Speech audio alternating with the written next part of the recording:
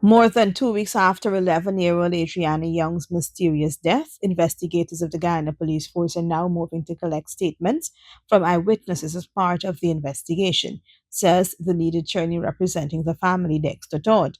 This comes as Adriana's family expressed their loss of confidence in the Guyana Police Force over what they said was the force's mishandling of the investigation in its initial stage. The attorney, however, said the family is not relenting in their call for transparency and accountability. I believe that the family, and this is their instructions, I believe that the family are very responsible in their response. They don't know this retired investigator, and they will not be come out and to say anything which tarnishes his integrity and his character.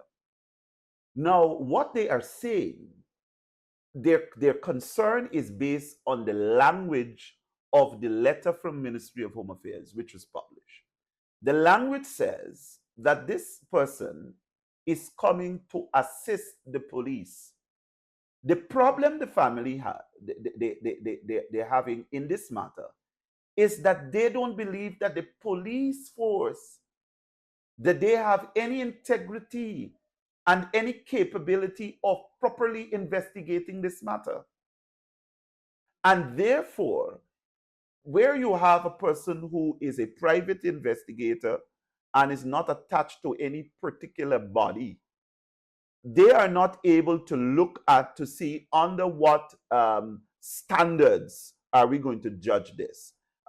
So that is why the call was for the FBI or for Scotland Yard to come in, because you have certain ethical practices and standards in which they can research, look at, and to be able to have some form of comfort that the same code of conduct which operated in that particular jurisdiction in which the FBI is operating or Scotland Yard is operating, it's going to be the same standard being transferred to the investigation.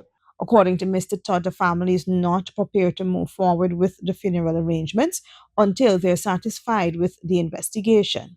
The family is very clear in relation to burial that no date will be announced until they are satisfied in relation to the investigations and that they are satisfied that the investigators are very much close to unearthing the truth of what happened with this child. The family is not concerned with the fact, and even if they have to go to the stage of embalming that body, they have access to a number of forensic pathologists around the world who are on standby to review the entire autopsy conducted on this child. And until they have confirmation from them that what was done is actually what it was a safe conclusion to draw, then they will be comfortable. Okay, they can put this body to rest. But they are not going to be forced into that. They are not going to be pressured into that.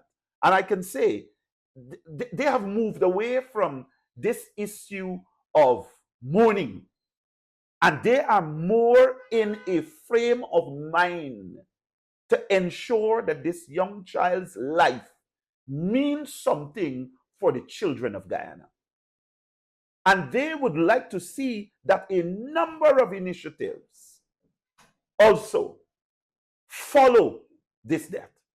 Number of initiatives which will make children going out to places a bit safer.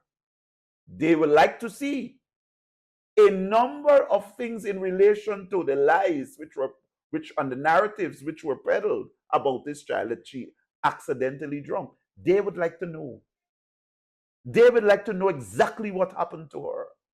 And so they are in a frame of mind in which they are more closely looking at the investigation, and then they will address their mind in a short time in relation to when they are going to have a celebration of the life of this child.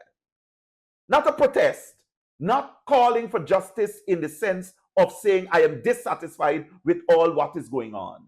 No, it's going to be a celebration of our life because of the fact that they are going to say at this funeral that there have been positive change out of this tragedy. There is some form of positive initiatives which have come forward, which will make Guyana even better. On the government's decision to hire a retired Canadian police investigator, Leonard McCoshen, to assist in the investigation into Adriana's death, Mr. Todd said the family has some concerns.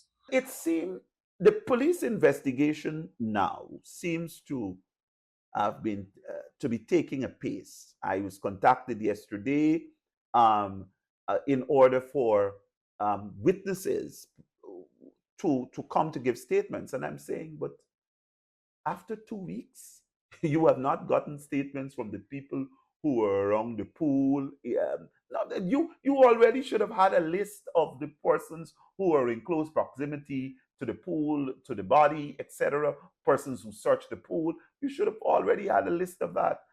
So at this stage, the police are not able to say what their names are. So I now had to go yesterday to get up their family members and etc. to be able to get some names and say, okay, all those persons must go to the police. I don't want to talk with them. All of them must go to the police for us station, and they must give their statement because it's crucial. You can't say justice would require. You can't say that something happened and then you don't give a statement to it because Mr. McCoshen has been described by the government as a distinguished retired member of the Royal Canadian Mounted Police, with experience in investigating homicide and suspicious deaths. 11-year-old Adriana Young disappeared at a AA hotel in Tushin on the east bank of Demerara on April 23rd, where she had gone with relatives for an outing during the Easter holiday. A search was carried out of the hotel pool while a partial search was carried out in the hotel, but she was not found. However, while a search was carried out of the pool on Thursday morning, before 11, her body mysteriously appeared in the pool, which angered family and residents who stood watch outside the hotel. By that time, the 11-year-old was missing for approximately 20 hours. A forensic autopsy was conducted on Adriana's remains by three independent pathologists who concluded that she died by drowning. The toxicology report is still to be completed.